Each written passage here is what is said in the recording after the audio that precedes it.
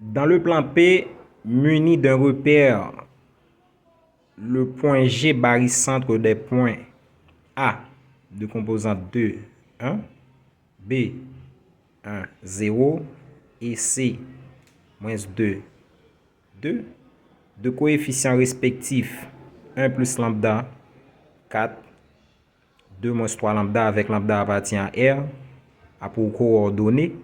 Donc, c'est-à-dire, il faut chercher l'abscisse de G et l'ordonnée de G. Maintenant, on sait que cette famille A affectée par alpha et B affectée par bêta et C affectée par lambda, plus généralement, une famille de AI alpha I, lorsque I décrit un à N, eh bien, est une famille de points pondérés. Donc, un point pondéré, c'est un point affecté par sa masse. Ok, un point affecté par sa masse ou encore son poids ou encore son coefficient. En fait, le barycentre G des alpha I, des AI alpha I, ou encore de la famille AI alpha I, pour I décrit 1 à N, quand il existe, bien sûr, eh bien, vérifie cette relation. Sommation pour I allant de 1 à N des alpha I, des G par GAI vecteur, égale à vecteur nul. Donc, cette somme, c'est alpha 1 GA1 vecteur plus alpha 2 GA2 plus nombre de termes alpha n GAN égale à vecteur nul. Et x de G, c'est sommation des alpha I, XAI, pour I décrit 1 à N, sur sommation des alpha I. Y de G, c'est sommation des alpha I, YAI, pour I décrit 1 à N, sur sommation des alpha I, pour I décrit 1 à N. Maintenant, on va calculer les coordonnées du point G, de la famille des points pondérés A, B, C affectés par des coefficients 1 plus lambda, qui est le coefficient ou encore la masse du point A, 4 qui est la masse du point B, et 2 moins 3 lambda qui est celle du point C, avec lambda appartient à R.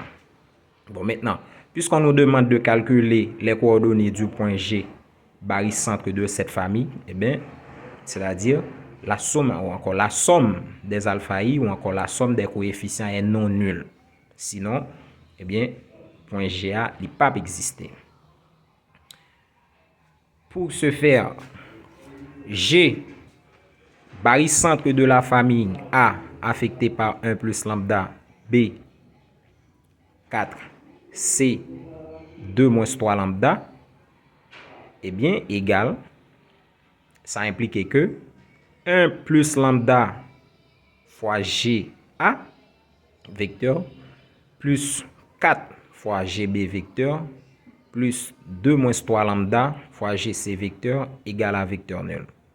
Et à ce moment, x de G égale à 1 plus lambda facteur de x de A, plus 4 fois x de B, plus 2 moins 3 lambda fois x de C, divisé par la somme des coefficients, qui est 1 plus lambda, plus 4, moins 2 moins 3, en fait, plus 3 moins 2 lambda, qui nous donne 7 moins 2 lambda.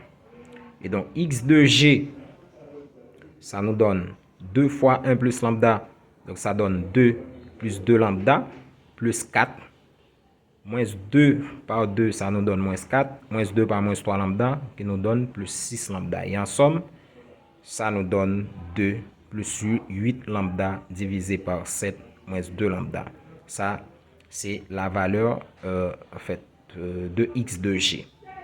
Et pour y de G, on va procéder de la même manière. Donc, c'est 1 plus lambda fois x fois y de A plus 4 fois y de B plus 2 moins 3 lambda fois y de C divisé par la somme des coefficients qui nous donne 7 moins 2 lambda. Et de ce fait, y de G est égal à 1 plus lambda fois 1 plus 4 fois 0 avec 0 la valeur de y de B dans l'hypothèse, plus 2 moins 3 lambda facteur de 2 Et après calcul, on a y de g égale à 5 moins 5 lambda divisé par 7 moins 2 lambda. Et au final, les composantes du point G, en fait, barycentre des points A, B, C, affectés par les coefficients 1 plus lambda, 4, 2 moins 3 lambda, avec lambda appartient à R, est G, X de G, qui est 2 plus 8 lambda sur 7 moins 2 lambda, et Y de G, qui est 5 moins 5 lambda sur 7 moins 2 lambda.